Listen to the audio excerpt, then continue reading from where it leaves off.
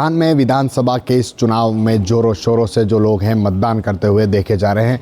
जिस तरह से विभिन्न मुद्दों को लेकर जो पार्टियां थीं उन्होंने वादे किए, घोषणा किए। उदयपुर में 1-1.5 साल पहले बहुचर्चित कन्हैयालाल हत्याकांड, जिसे आज भी भुलाया नहीं जाता, उन कन्हैयालाल के दोनों बेटे हैं यश और तरुण, उन्होंने भी अपने मत का प्रयोग किया है और मत देकर पहुँचे। उनसे बात करेंगे कि किस आधार पर वोट दिया, क्योंकि आज भी उनका परिवार है जो उस न्याय के इंतज़ार में हैं। पार्टियां हैं जो उस कन्हैयालाल जी का जो मुद्दे हैं उसको दमखम से उठाते आए हैं। उस चुनाव में उस पॉलिटिकल एजेंडा बना दिया गया। बीजेपी, कांग्रेस इस मुद्दे को पूरी दमखम के साथ उठाया जाता है, किसने कार्रवाई की, किसने नहीं की। क्या कुछ इनके परिवार कहता है, भैया आज वोट डाला है आपने, क्या लगता है आपको, क्योंकि इस बार आप वोट डाल के आए, किस आधार पर वोट देके आए आप?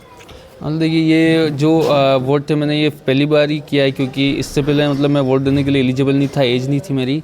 तो मतलब मैंने बिल्कुल सोच समझकर एक मतलब राष्ट्र हित में वोट होना चाहिए वही वोटिंग की है।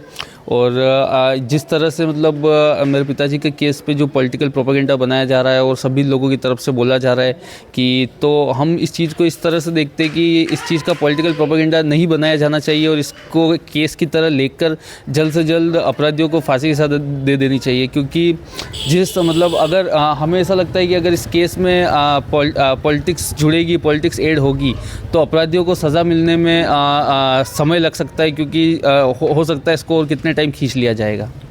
क्योंकि आपके मैं इस केस को लगभग करें तो डेढ़ साल होने आ गया है, 1.5 साल हो चुका है, लेकिन अभी तक आपको उस न्याय तक नहीं मिला है। तो और इस मुद्दा इसको बना दिया गया है, पॉलिटिकल जो पार्टी आती है इसी मुद्दे को बुनाया जाता है। आप वोट देके आए, किस सोच के साथ देके आए, क्या लगे, मतलब क्यों अब आपको न्याय का इंतज़ार है? तो ये हमने जो भी वोट दिया है, हमने यही सोच समझ कर दिया है कि अगर जो भी पार्टी आएगी तो वो हमारी मतलब अपराधियों को सज़ा दिलवाने में मदद करेगी और जल्द से जल्द इस केस का निपटारा करेगी। क्या लगता है कुछ अभी तक न्याय को लेकर आप किसी वकील से, एडवोकेट से, NIA से ऐसे कुछ सामने आया? नहीं, NIA न तो वकील का नाम बताती है, न ही केस के बारे में ऐसी कोई जानकारी देती है जो वो बाहर लीक न करे।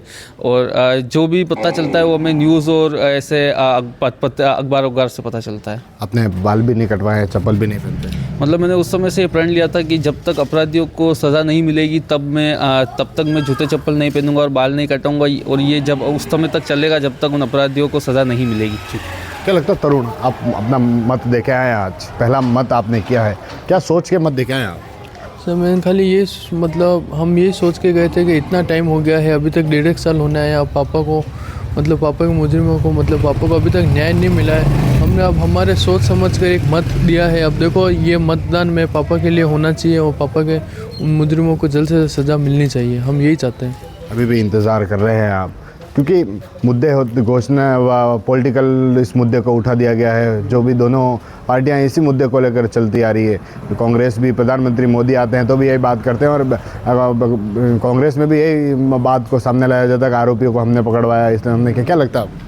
ये मतलब दोनों पार्टी मतलब यूँ तो मैं पिताजी के मुद्दे को मतलब इसका पूरा मतलब राजनीतिक मुद्दा बना दिया है इन्होंने। बस हम ये चाहते हैं कि इसको एक राजनीतिक मुद्दा मतलब पॉलिटिक दृष्टि से नहीं देखना चाहिए और इसको मतलब नॉर्मली स्टेट गवर्नमेंट मतलब कुल मिला के इसको फाइनल करना चाहिए। वो बहुत टाइम हो गया है और पहले भी हमको वादे किए गए थे कि 4-5 महीने में आपका केस कंप्लीट हो जाएगा, पर आज पूरा 1.5 साल होना है, नहीं हुआ है ये सॉल्व। इसलिए हम यही चाहते हैं अब जो भी नई पार्टी आवे बस हमारे पिताजी के केस को जल्द से ख़त्म करें। तो ये थे कन्हैयालाल जी के दोनों बेटे यश और तरुण, जो अपने वोट दे के आए, लोकतंत्र में अपनी भागीदारी निभा के आए और कह रहे हैं कि जो भी सरकार बने इनके पिता को न्याय दिलाएं। इनका जो अभी तक अस्थियां को विसर्जन इन्होंने नहीं किया है, जो यश है न तो इन्होंने बाल कटवाए और न ही चप्पल पहनते, अभी तक इंतज़ार में बैठे हैं। TV9 के लिए राजेश डांगी।